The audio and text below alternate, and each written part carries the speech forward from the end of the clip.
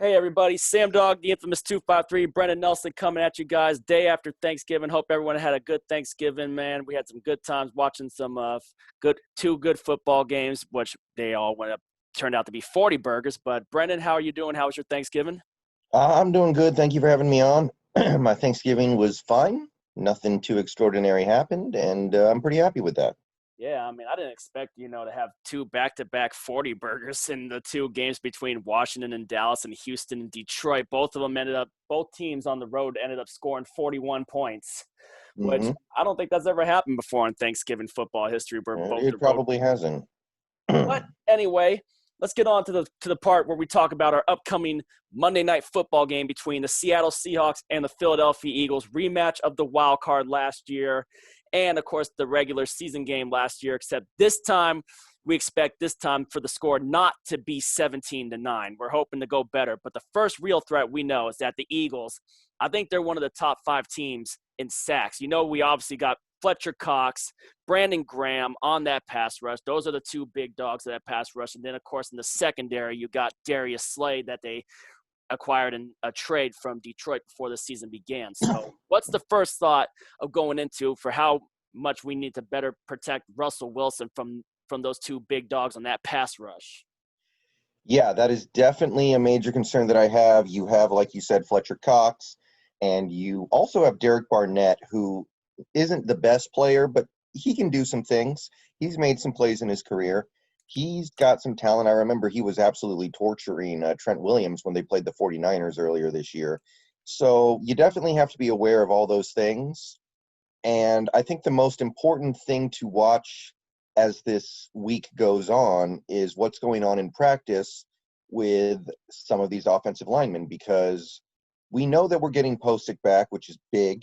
Obviously, Posick changes the way this team plays completely, in my opinion. And we know that Upati and Damian Lewis should be ready to go. But the question that we have this week is Brandon Shell going to be able to play? Because he got injured at the end of the Arizona game. It looked bad. It ended up being not as bad as it could have been. So if Brandon Shell doesn't suit up for Monday, then my hope would be that Jamarco Jones can take his place, which can't happen if Jamarco Jones has to play guard for an injured Upati or Damian Lewis. So Right. I hope that Shell can play, obviously, because we're going to need him in a game like this. But if he can't play, I'd like to see Jamarco Jones take tackle instead of Cedric O, because I don't think Cedric O can hold up, especially in a game like this. Yeah. However, regardless of who goes out there, I am counting on this coaching staff to put together a game plan suited to play a team like the Philadelphia Eagles. And what we can say about the Eagles is that they have a great defensive line. And even if Shell is out there, you might need to help him. You Right. might need to put some tight ends and running backs out there to help block some of these really talented defensive linemen on the Eagles. So I'm looking for this coaching staff to put together a game plan that addresses and deals with concerns about our line against their defensive line. And we also know, you mentioned Darius Slay, and Darius Slay is a good player. But Avonte Maddox, who's the other starting cornerback for the Eagles, is really not. And more than that, these guys are very small. Darius Slay is 6 feet tall. Avonte Maddox, I think he's shorter than I am.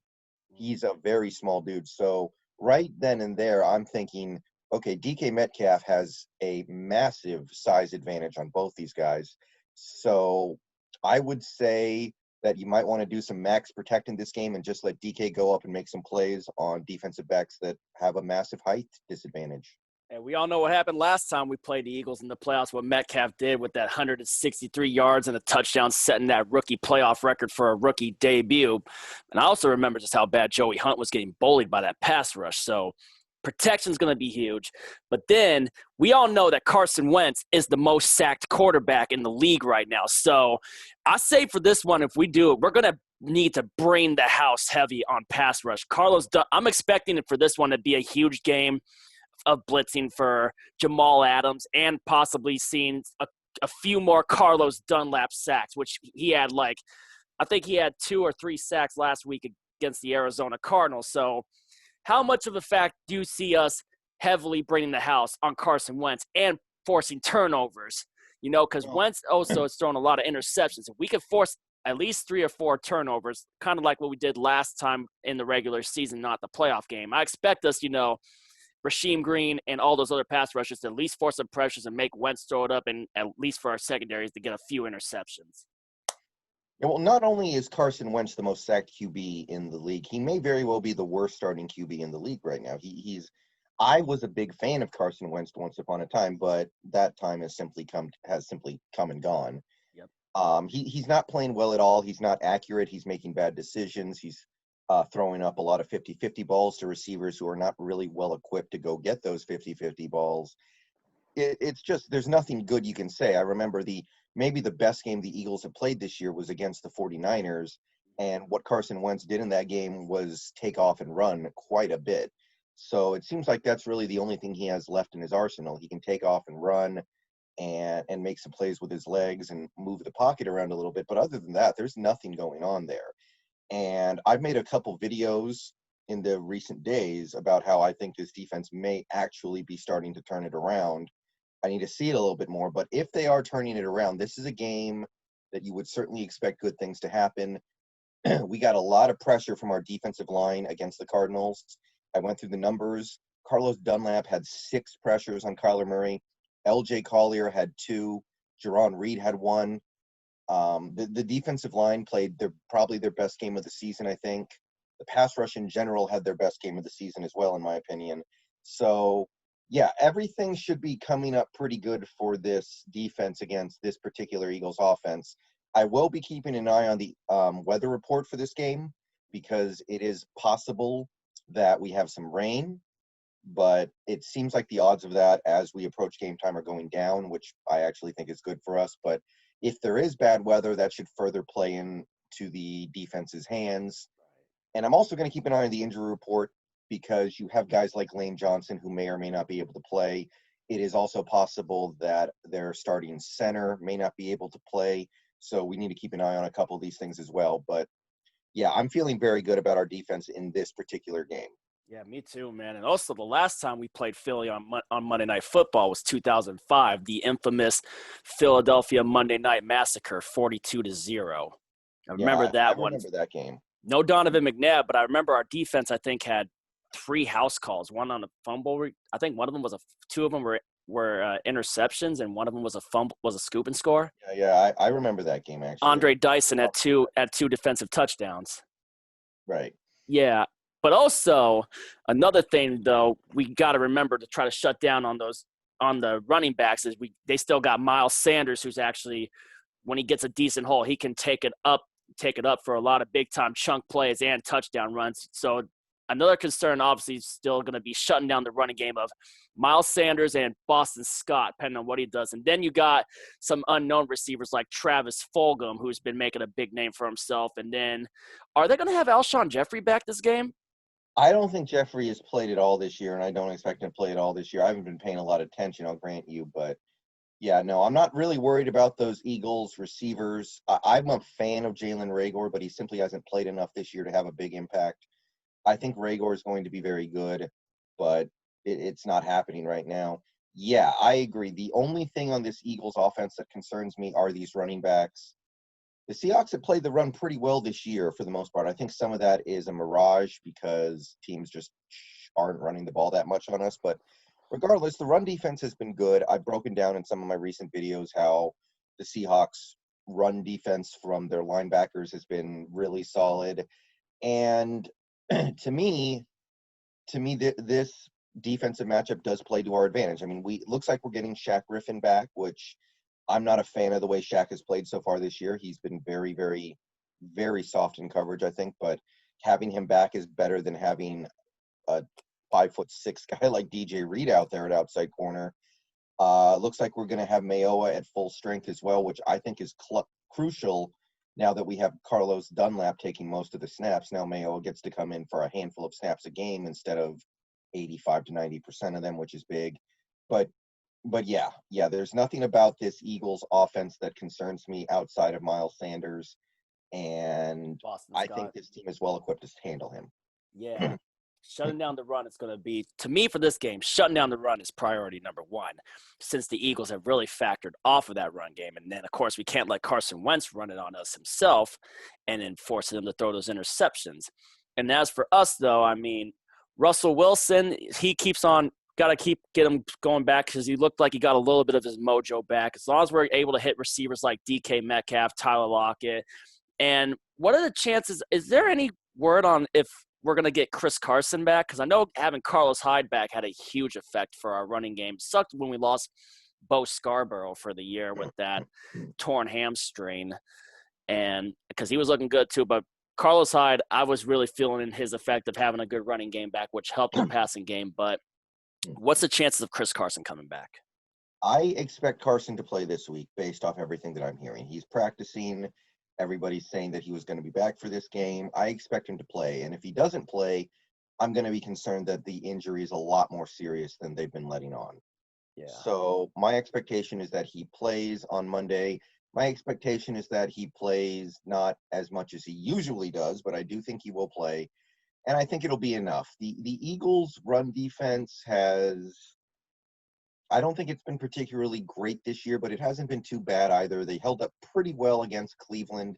They ended up losing that game, but the Eagles' run defense did not play too badly against one of the best rush attacks in football against the Browns. So having Carson back is nice just because he restores some balance to this offense, but unless the weather ends up being really bad in Philadelphia on Monday, then I think either way we will be fine with whatever we have. Again, I really want to attack these defensive backs, which have a massive height disadvantage against DK Metcalf.